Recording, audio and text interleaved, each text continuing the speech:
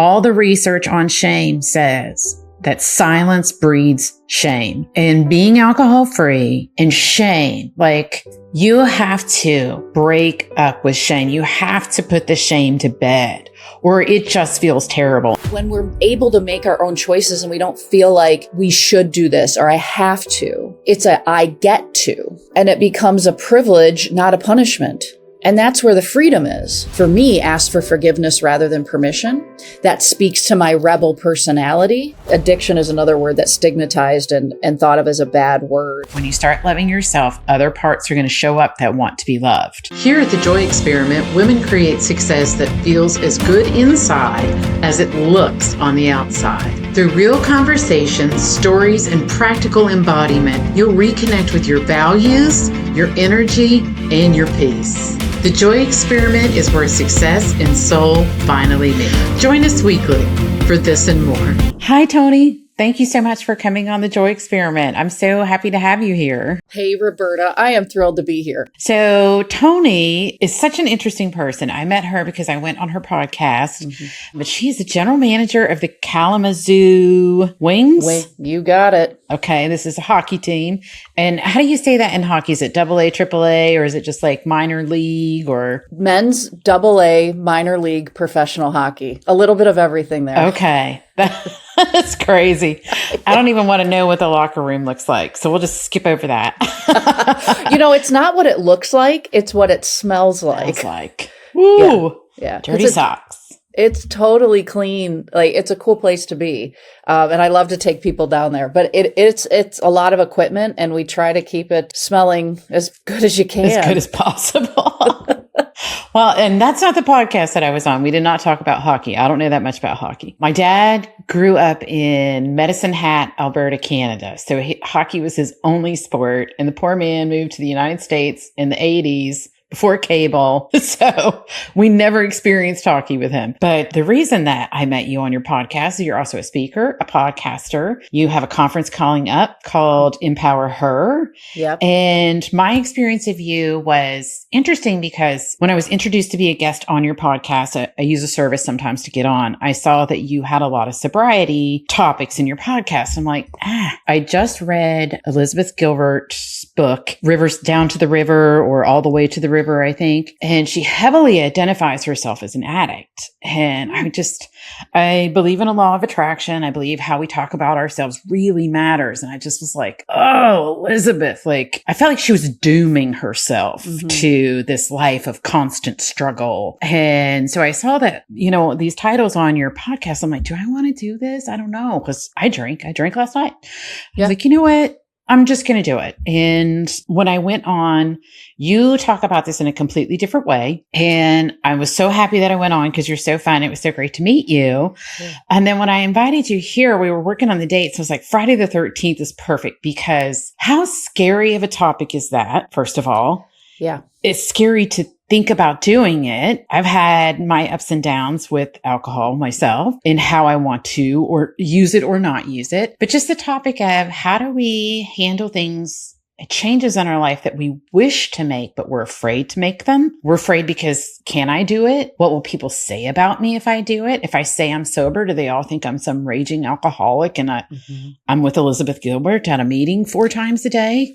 I've made a lot of changes in my life. And some of the things that I would think about is who am I going to lose? I don't relate to the people that I used to relate to anymore, even though I love them and they're good people. So we had decided that's what we were going to talk about. And I'm so excited to have this conversation with you. So jump in. I'd love to hear what you're thinking as I'm saying all these things. Yeah. So this is one of my favorite topics to talk about. And when when I was reading your email yesterday in preparation for this, and connecting it to Friday the 13th and fear. And it allowed me to go back to that time when I decided this time that I wanted to change my relationship with alcohol. And I say that because anyone that is going to resonate with what I'm about to share or just questioning a relationship with alcohol have been thinking about this for a long time. Mm-hmm.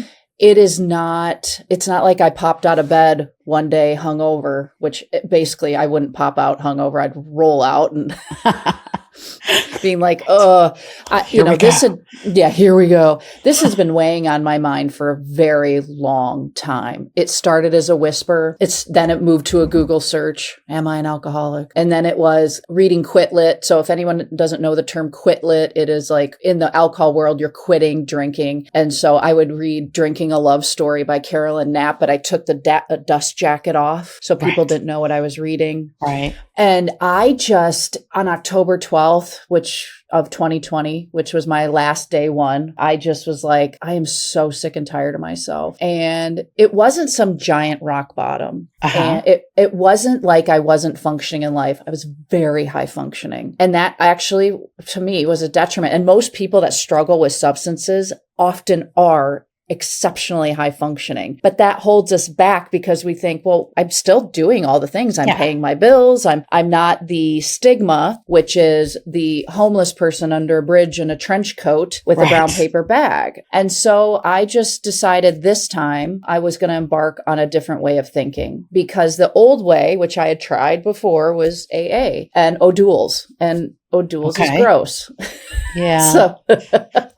And so I just was like, let me try something new. So I popped on Google, my good buddy Google, and I was like, different methodologies to quit drinking besides AA. And this book pops up, This Naked Mind by Annie Grace. And so I'd heard about it in the rooms of AA, but I just didn't pick it up. And as you know, I'm an avid reader. So I picked it up and I'm like a little bit into it and I'm like, whoa, it blew my mind. Because what was holding me back was this word alcoholic. I do not subscribe to that. Okay. I subscribe to alcohol free. Okay. And just that language shift alone empowered me enough to say, I'm going to keep going. Because for me, it was like a health and wellness decision. Mm-hmm. Instead of one that I'm broken, that there's something wrong with me. Right. I'm choosing from a longevity standpoint to look at this like, why would I keep doing something that is a class 1 carcinogen? And so just for fact base, and I do not judge anyone that drinks. My husband drinks, like a lot of my friends do. I could give a shit. But 1 bottle of wine is the equivalent of smoking 10 cigarettes. Wow. Yeah. It puts a different spin on it. But I also like how you lean into the fact that words do matter. And when I started my own healing journey, I was kind of in the same place, not because of alcohol. I was drinking because of how I was feeling internally, but just like that place of, I'm not broke. I haven't ruined all my relationships. Like I wasn't anywhere close to rock bottom. In fact, if anybody would have asked or looked at me from the outside, I think I told you this. I was on the treadmill reading a book by Ed Millett, and he's when you're finished, you'll have the life you want, the house you want, the relationship you want. I'm like, dude, got it. Check, check, check, check. What the fuck is wrong with me that I still feel like my self-talk's still so bad and I still wrangling with myself every day.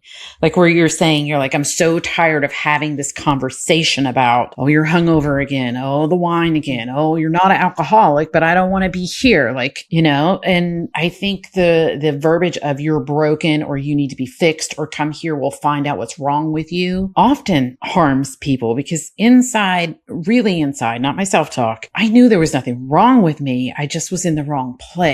Like I needed to find peace so all this could clear up, the healing. And I'd love to hear how that journey was for you or what that looked like for you when you were finally like, you know what, I'm not broken. I just don't want to be where I'm at. That's exactly it. And you just nailed the governing belief. My North Star at that time, 5.5 years ago, was I just want peace of mind. I didn't know how to get there, but I knew I could.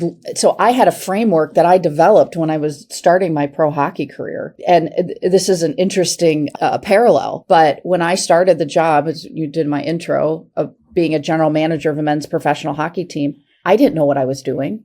I did not grow up playing hockey. I did not, I came to maybe, because I'm born and raised here in Kalamazoo, Michigan, I maybe came to 4 or 5 K-Wings games in my life up to that point. And now I'm hired to do this job and I had no idea how to do it. But I knew how to do aspects of it. I knew how to sell. I knew how to lead teams. I loved Kalamazoo. So I had a base, but I needed to learn. So just like I needed to learn about how to quit drinking. So I'm like, wait a minute. I did this before. I learned how to do a job where I'm a minority as a woman GM.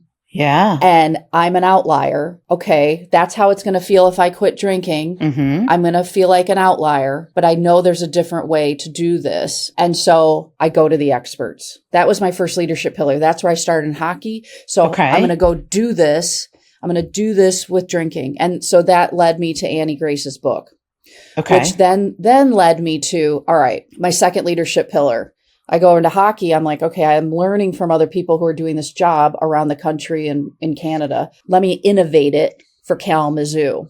So let me swing over here. Let me innovate what I'm learning in a different methodology and make it fit for me and my personality. Mm-hmm. And my personality is one of rebel. I like to bend rules, break rules. And there's no rhyme or reason to this other than that's just how I'm hardwired. That's fun. That's why. So how can I lean into that rebellion? Well, what's more rebellious, Roberta, than saying I'm not drinking in a pro-drinking culture? And what's more rebellious than saying... And also saying, and I will not label myself. Exactly. And I'm not going to be anonymous because that's the world I tested before. Yeah. With AA, it's all about being anonymous. Well, fuck that. I'm going to kick that to the curb and I'm going to quit out loud because I know I'm not the only woman or person struggling with this during the pandemic. Hello.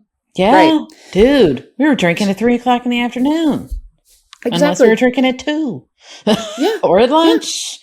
Yeah. Or start in the morning with mimosa and a Bloody Mary, right? You know? So I also love the non-anonymous because all the research on shame says that silence breeds shame. And being alcohol free and shame, like you have to break up with shame. You have to put the shame to bed or it just feels terrible. And I think that goes with any life change where you're going through healing or you're choosing something that's radically different than you've chosen in the past, but you're being drawn to it, right? You're being drawn to this at this point. Like, I know this is where I want to go. How can I do this without feeling like shit about myself every day? Because that defeats the purpose. 100%. So if I'm doing this in secrecy, it's shrouded in shame. And trust me, there was so much fear in the version of me sitting here having this conversation with you now is far from Toni of 5.5 years ago. Mm-hmm.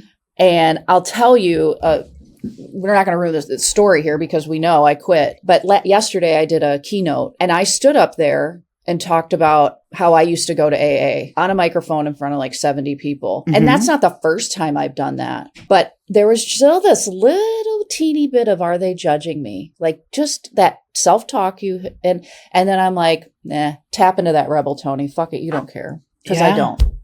It's amazing. Because this is the best version. And I was just getting started because leadership pillar number 3 is make mistakes. I have so many examples of that in pro hockey. I mean, and like it could be anything small from like spelling errors on marketing materials or hiring the wrong talent. Or I've got stories I could tell for days about just things that just didn't work. But I love mistakes because they're painful and you learn from them. If you apply this to the methodology from This Naked Mind, in alcohol, we go to this term relapse. And relapse in my traditional way of thinking in AA is the sky is falling. You starting over your day 0. Yep. You're a loser. You're a loser. What if we change the language to data point instead of relapse? Data point from the science term it's just a blip and we're learning from it. Mm-hmm. What triggered me here? What made it so more important for me to have this than to keep doing what I was doing? What causes fear to rise up? Why did this seem like a solution? Data points. That's an amazing way to look at it. Data point. The rebel in me loved data point, not because I chose to drink, I didn't, but it loosened this heaviness over relapse. Relapse felt like all or nothing. Data point felt like I had a choice. And for someone like me, that autonomy and choice is so valuable. Oh my gosh. Agency is a core value for me. 100%. Same. Yeah. If I feel, and that'll lead into my 5th, but I don't want to skip my 4th leadership pillar, but autonomy, agency, all that huge. Yeah. So that was a big one in terms of reframing what a mistake means. Yeah. And honestly, for me, for how I changed my relationship with drinking, that was the point that I wanted to change, because there was a point when it didn't feel like a choice. I was with a lot of people who drank all the time. I didn't want to look like the drunken bum, right? Or the person who went to happy hour every day. You go to happy hour every day with people who go to happy hour every day, right? Like, yes, you hello. do. Or, you drink a bottle of wine every day with people who drink a bottle of wine every day. If you want to appear functioning, I know some people drink in secret, whatever, but that was something that I came to a point in my healing journey. And I had this conversation with a lady who I was coaching with, and she's like, well, do you want to stop drinking? And I said, I want to choose. I want to go into 4:00 in the afternoon and say, you know what? I really do want a glass of wine, or I'm good. I don't. I want to be able to say to myself, if you have a second martini, well and good, 3 and 4 are on the way. Do you want to deal with how you're going to feel tomorrow? What do you need to do tomorrow? The calories, whatever it is. Like, if I choose to have none or I choose to have 10, I want it to be a clear choice and not some ferocious pressure, external, internal. It's always internal, by the way. But once I healed a lot of parts of me and I didn't have that furiousness going on in my self-talk, it became easier and easier and easier to make the choice and see what you're saying, like the trigger of, okay, I said I wasn't going to drink on Monday and Tuesday. And then I'm like, you know what? I'm drinking. Why? Why did I do that? Was I tired? Was I just too many decisions that day? Like, what's going on here? And I've noticed that has become so important to me with every aspect of my life. Am I choosing to do this? Whatever it is, eat French fries, have a drink, get upset about the way I look in my pants. I'm choosing to do this. Exactly. So I can unchoose it. Exactly. And just that, all that alone, like when we're able to make our own choices and we don't feel like we should do this or I have to, it's I get to, and it becomes a privilege, not a punishment. And that's where the freedom is. Absolutely. You cannot have a happy life punishing yourself all the time, every day, over everything. And I should do. If I don't, I'm a loser. That is self-punishment. Exactly. I get to live alcohol free. I get to be sober. And whatever the language is for whatever that person is working on. Yeah. I think it also dissipates the fear of it. Oh, 100%. It helped melt the fear for me. And I say that, or maybe a better word is shrink, because it wasn't like the fear just went away. It has been such incremental chipping away at such a highly stigmatized topic. It is. And there is more fear because you and I talked about this, but my book's coming out in August, and I open the book with my arrest in 2016. And that was directly related to alcohol. That's a whole nother layer of fear I got cooking in me right now. Yeah. So it's going to be vulnerability, exposure, whatever you want to call it. Yeah. So it's funny because I've talked about this arrest on podcast I've done it in keynotes.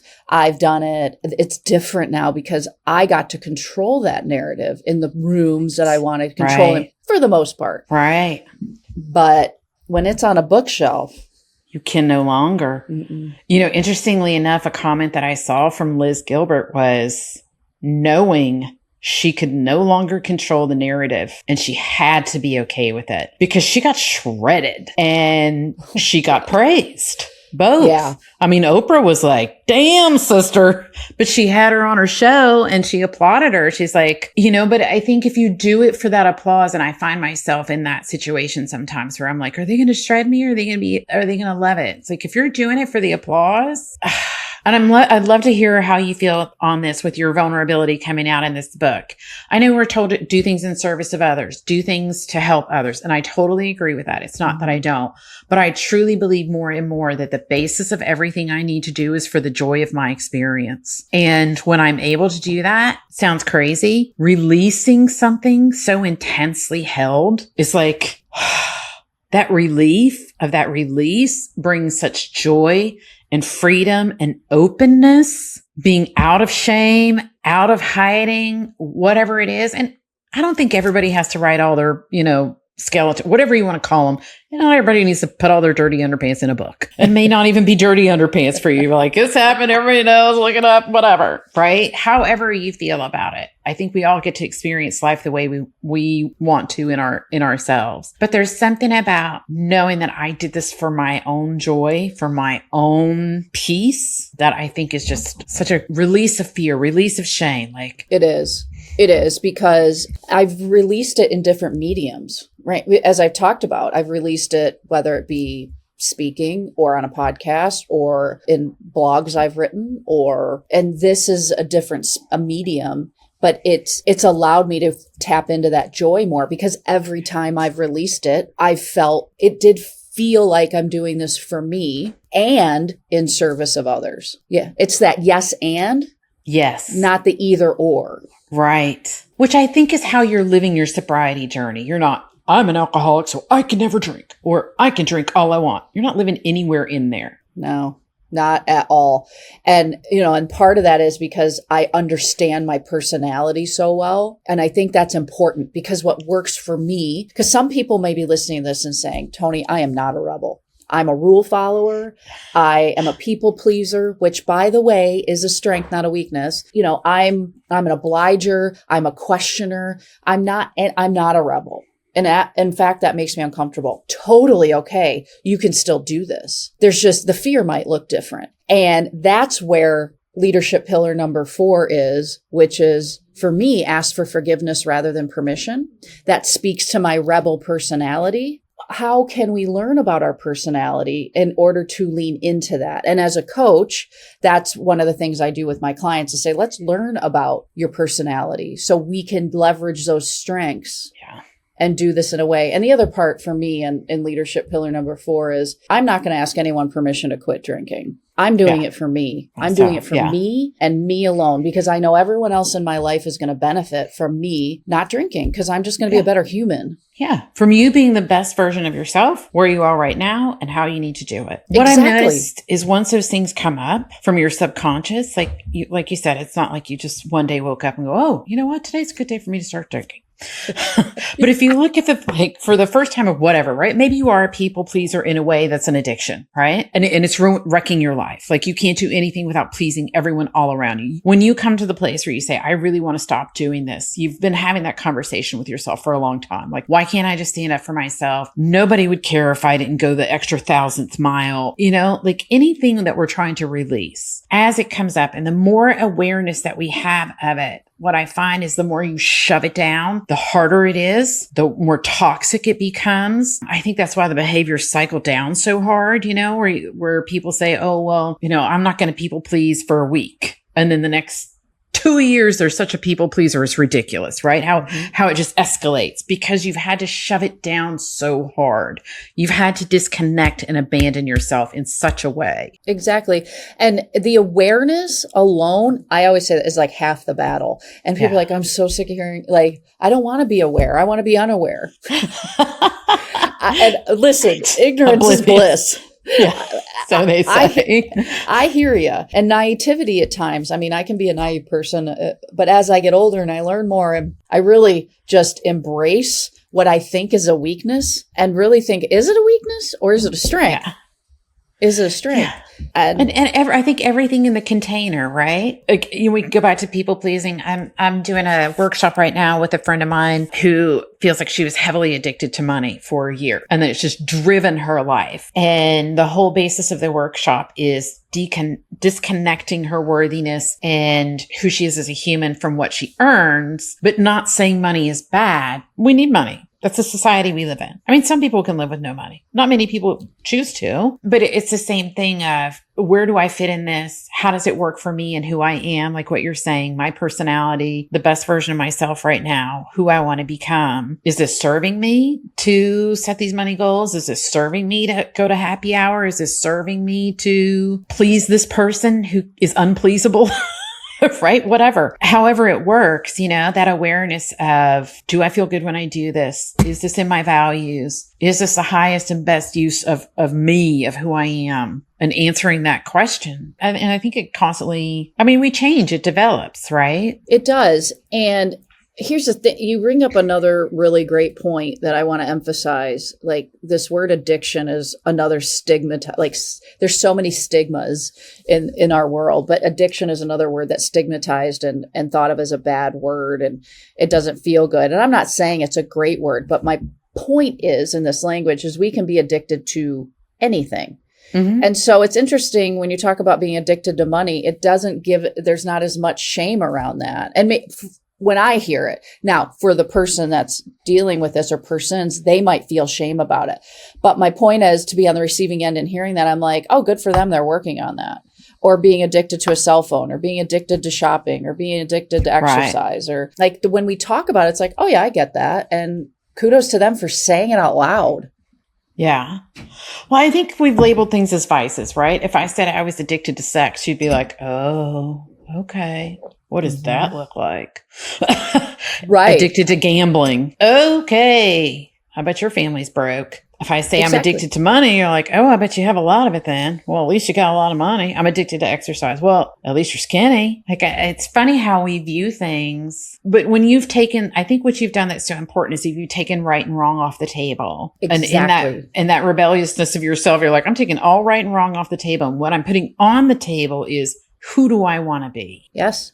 And even when it's uncomfortable, and that's where the fear comes in. And so I'm going to come back to the leadership pillars just to explain this next point. So there's 6 leadership pillars. We've done the 4. Number 5 is macro manage. And so nobody likes to micromanage.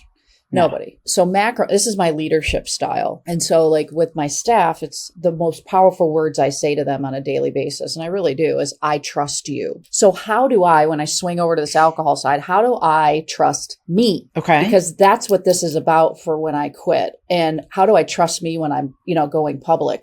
And that's what I decided to do when I was 80 days sober. I was like, it was near the end of 2020. I'm like, for my personality, and this one story alone was so terrifying, was writing I hand wrote in my notebook, like, I think I'm going to put this on social media. I handed it to my husband, like outing myself. And I said, what do you think? Because I'm afraid of outing myself as someone who just chose to stop drinking. And I didn't want to have him feel ashamed that his wife is out here saying I quit drinking, which now I think about that and I'm like, oh, so many limiting beliefs in that, but that's where I was. That's just where I was. But a lot of people would be in the same place. Exactly. So he goes, go for it. He goes, it's well written, I'm like, okay. So I did. And there happened to be this picture that my friends took back when speaking of martinis earlier, I've never liked like gin martinis or vodka martinis, but I tried. I really did try, Roberta. But there's a picture of me taking a sip of this martini and I'm like, and it wasn't staged or anything. I used that picture with this post and I put it out on day 80 that I had chosen to experiment with removing alcohol, and I was 80 days and why I was doing it and how I'm feeling at day 80. And it was really an insurance policy for me to talk about it publicly. Okay. Oh my God. I posted it and I got to go work out. I can't see what's going to happen on social media. By the way, it's not like I have like a bajillion followers. I'm just... sometimes I think it's harder when your followers are people you know. Like, I'm just getting ready to post this in front of my coworker who knew back in the day when, she was piling me in the backseat of a car to get me home, right? You're like, yes. Right? So I posted, I go work out, and Josh comes downstairs, my husband, and he goes, you should look at your social media. And I'm like, I don't know. He goes, Toni, you're getting a ton of support. And I'm like, and then we both kind of laughed because we're like, I remembered, and one of those things they said in AA, which there's a lot of things that are true in AA, they're cliche and they're corny, but it's corny because it's true. Whatever people say behind your back is none of your business. And by that, I mean, no one's going to go on social and be like, oh, you loser, why aren't you drinking? They'll just say it behind my back and it's none of my business. The people it was super supportive. And one of the best ways to step into that fear, because I really thought, I'm like, what if I lose my job because I quit drinking? I really feared that. And then I was like, I know, I'm like, fuck it. If they don't want me here because I don't drink, then, and people, that's a real fear for people. Yeah. And if they're listening to this, they're like, Toni, I'm afraid of that. And so my rebel spirit was like, well, if they don't want me, this wasn't meant for me to be in this world of hockey. It's interesting because I wanted to change the way I did business for a long time when I was in mortgage sales. And I kept looking, even before I knew what was going on with me, I would find places where they were like, oh, we'll coach you to freedom. We'll coach you out of all this stress. And then they would tell you the way to do it is to hustle and grind. I'm like, interesting. So, but in many ways, I felt like it wasn't possible. And also it's kind of the same thing where there was so many people around me who are like, that's not possible. You can't do that. And there were very few voices that were like, yes, you can. Yes, you can. Yes, you can. And I was at that point too afraid. And I didn't think that I could. I saw them do it. And I had a list of reasons. They were men. They got more support than me. They had this. And some of it was true. It was easier for men to stand up and say, I'm not doing that, than it was for me in that industry at that time. I also chose a lot of places to work where they treated women that way. I chose to work there. But some of it is just this finding the voice that you know is the true one is often the least loud and the less of, generally don't find a big crowd of people. And it's unfortunate, but you generally don't find a big crowd of people who say, I know you're afraid. I know you feel shame, but I love you. You can do this. I support you. And when you find them, like your husband, other friends that you found in your sobriety, probably people at work who were like, you know what, Toni, this is pretty cool. Oh, well, and that's interesting because our broadcaster, he's been sober a long time, 11 years. When I hired him, I had already sober, alcohol-free for a long time. I don't remember how long, but I'd already stepped into that world. Our head coach, 3 months after I quit, he quit. And I'm not saying it has anything to do with me, but his own journey. So we're in this together. And then I fast forward all these years later, my employees are, some of them, handful, did dry January. And again, I'm not saying it's me per se, but I know there's an influence there on some level, seeing me doing this out loud. And if people are interested, as they listen to our conversation, I did a TEDx and I talk about these leadership pillars in my TEDx, but there was a quote that I gave in my TEDx that speaks to what you're talking about. And it's by Mark Twain. And it's my favorite quote of all time. If you find yourself in the majority, pause and reflect. And that's what you're talking about. And that's really resonated with me to say, oh, if I'm in the majority on something, not that I always need to be the outlier, but why am I in the majority on this? At least ask yourself the question. There's some things I know I'm in the majority of because I don't have time to have any other opinion and I don't care that much. Right. Exactly. It's and there's not other everything. things that I'm like, yeah, exactly. I think there's some things to be said too when I'm not saying you're going out on a limb. How do I say this? You've taken a stand for yourself. Like, this is what I want to do for myself. And it is an outlying opinion. I felt very scared and tentative to say out loud. Like I said, very gently what I say now out loud, clearly for a long time. I'm like, gosh, is my husband going to feel like I hated our marriage or I'm not happy with everything we have? Or are people going to look at me and say, oh, nice middle-aged white girl. Yeah. You get to say, it's like, all right, I can sit in that. And there's plenty of people who are going to think it or whatever. I did, like you said, I've had conversations with him. I'm writing this because I wanted him to say, how he felt about it. He didn't feel it. He just wants me to be happy. That's how Josh is. He just wants me to be happy. He's like, he goes, Toni, you do you. And I fully support this because, he saw that side of me. Toni Party Time is what my friends called me. And my number one reason to drink was to have fun. And here's the reality. And it took me a long time to really change that belief around alcohol. That was not easy. And my 6th leadership pillar is actually have fun. Yeah. Because this can be a very heavy topic. And a lot of things we want to change in our life are heavy, but I actually have way more fun as a non-drinker than I did as a drinker. I got out of that part of my life as Toni Party Time, what I was supposed to. And that part of me is she's retired. But being able to be clear-minded, the authentic version of myself, the best version, and show up that way every single day and not have my first thought when my eyes may be open or I become conscious in the morning is, did I drink? Didn't I drink? Who did I piss off? Do I remember going to bed? Do I have my phone? What did I say? Take my How did I get home? Is the car in the driveway? No. Good. Yay. Right. That's fun. That's stressful. That waking up and not having all that is fun. Yes. Fun. Yes. Yeah. And it never gets old. It never gets old. So it's all these and pushing through the fear. I think part of releasing it was loving myself. And then I listened to Joe. I can't remember his last name because that's just not who I am as a human. He's Art of Accomplishment.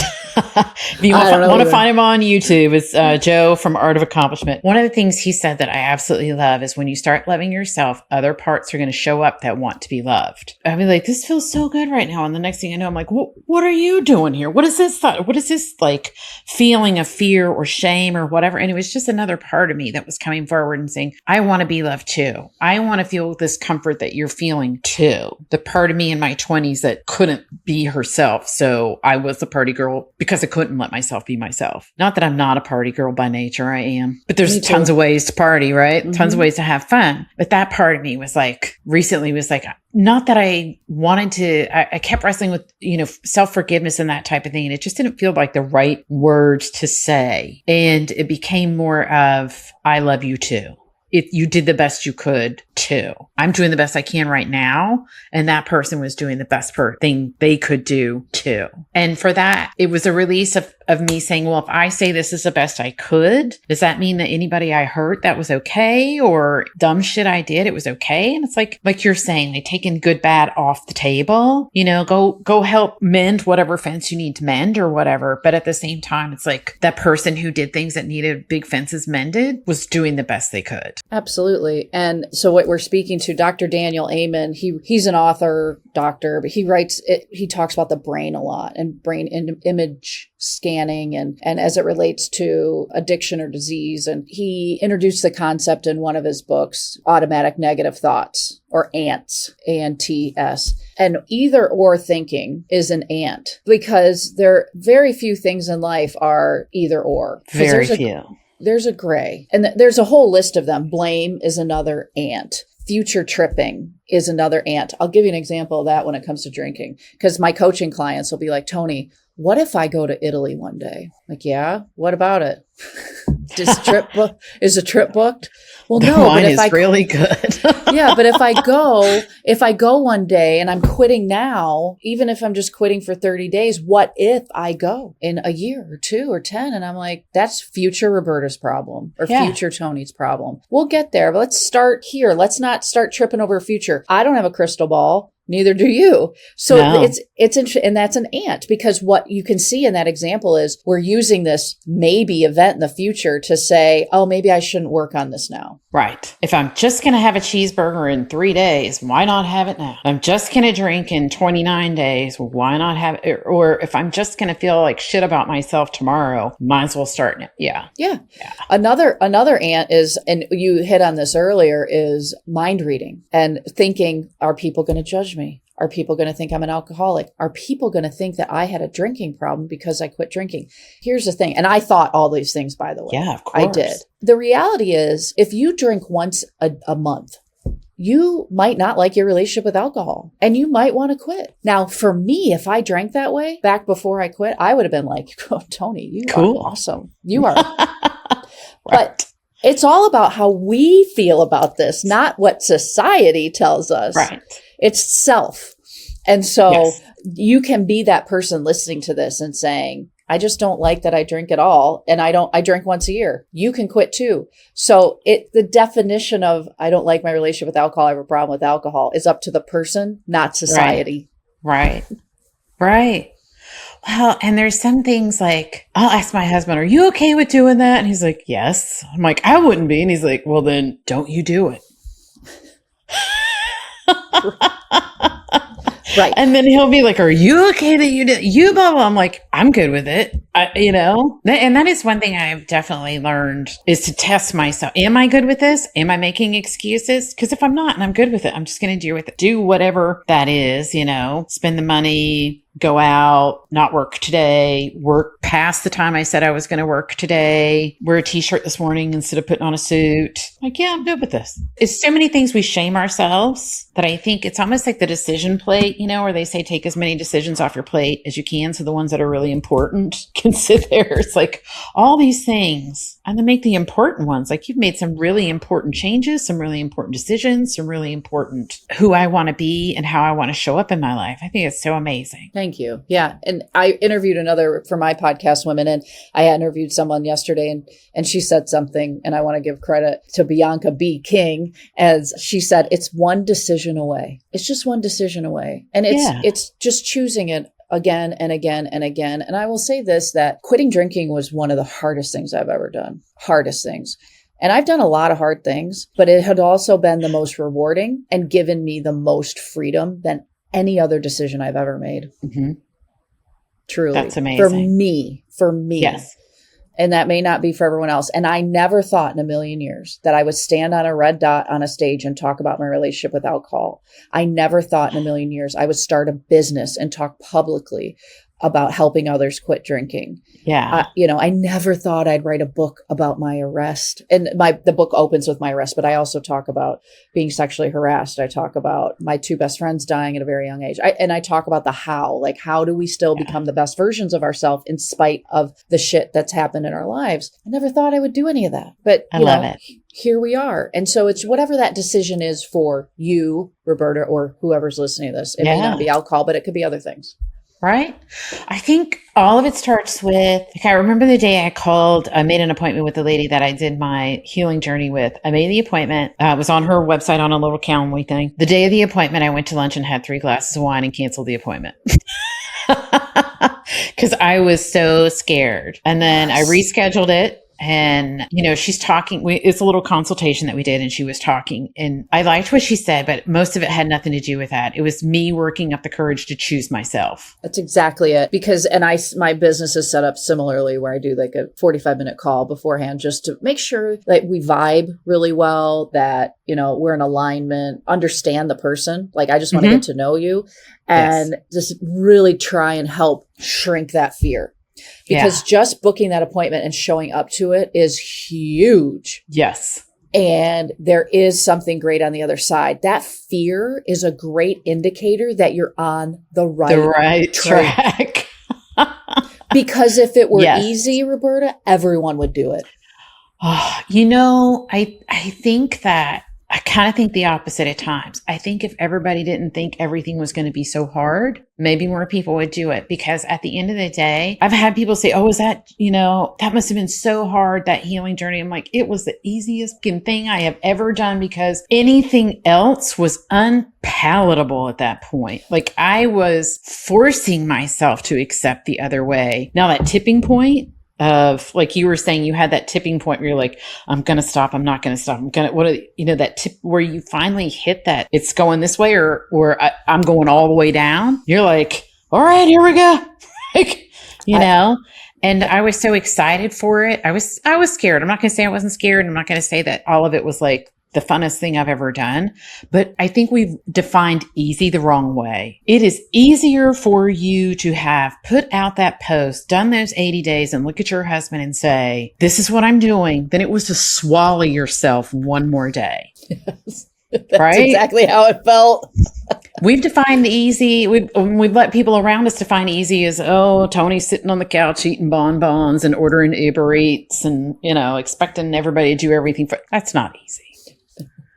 No. Easy is I connect with myself every day. I choose myself every day. We just don't know it because we put all these blocks in front of it. And once you get past these blocks, it's like, oh, unstoppable. Yeah. And that's how I feel now, unstoppable.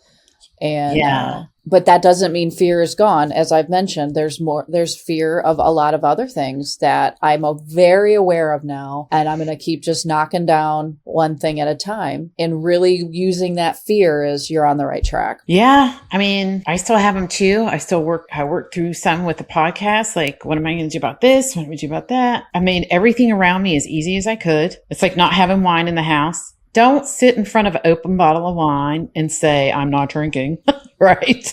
You don't do that. But we do it to ourselves in business and in the things that we want to accomplish in life. We put all the hard stuff in front of us and say, I need to overcome this. So if we can start moving those hard things, and it's probably what your pillars talk about quite a bit too. It's what it sounds like. Like I'm taking this shame off the table because doing this in shame is too hard. Oh, shame's it's way gotta too go. hard. I'm taking this fear that's coming to me off. I'm going to handle this and take it off the table because being afraid all the time is too hard. I have a rule around technology. I make my technology as easy as possible. I prepare as far ahead as possible because wrangling with technology brings out every fear in me. Right?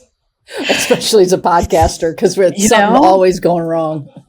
Yeah. So I think I love what you say, like allow these fears to come up because now I know like that's the part of me that wants help next. So let's get this one because I want to go there, and doing it, carrying this fear is hard. So hard. And I know on the other side of the next fear, which my book coming out is going to be some great freedom. It's like on the other side of fear is freedom.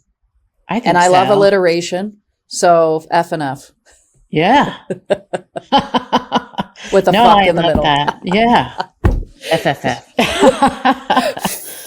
Yeah. Fuck fear forever. I was working on that. You nailed it. No, that's amazing. So I would love in like closing moments, one of the questions I'd like to ask is what was your welcome to ease and flow moment? The joy experiment's all about welcoming joy and ease and flow into our lives. What was your ease and flow moment? In my life or in this interview? However, whatever. It's your moment.